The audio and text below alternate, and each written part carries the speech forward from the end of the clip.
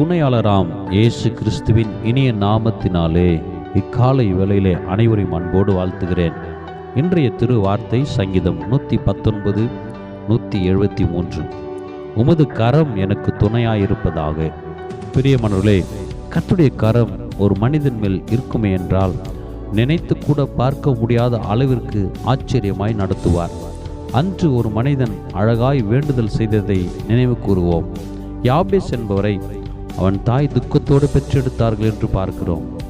அந்த யாபேஸ் இஸ்ரவேலின் தேவனை நோக்கி, தேவரீர் என்னை ஆசீர்வதித்து என் எல்லைகளை பெரிதாக்கி உமது கரம் என்னோடு இருந்து தீங்கு என்னை துக்கப்படுத்தாதபடி விலக்கி காத்திருளும் என்று வேண்டினான்.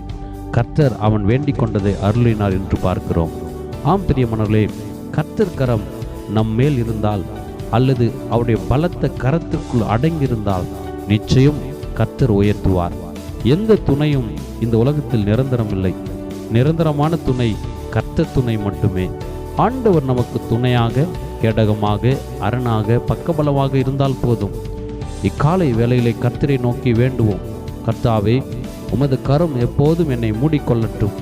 அன்று மோசேயை கன்மலையின் வெடிப்பில் வைத்து கரத்தால் மூடிக்கொண்டிரே, இன்று எங்களை உம்முடைய வல்லமுள்ள கரத்தால் மூடிக்கொள்ளும். உமது கரம் எங்களுக்கு எப்போதும் என்னாலும் துணையாயிருப்பதாக. உம்முடைய வல்லமையினால் எங்களை நிரப்பும், காத்துக்கொள்ளும், வழி நடத்தும். ஆமென்.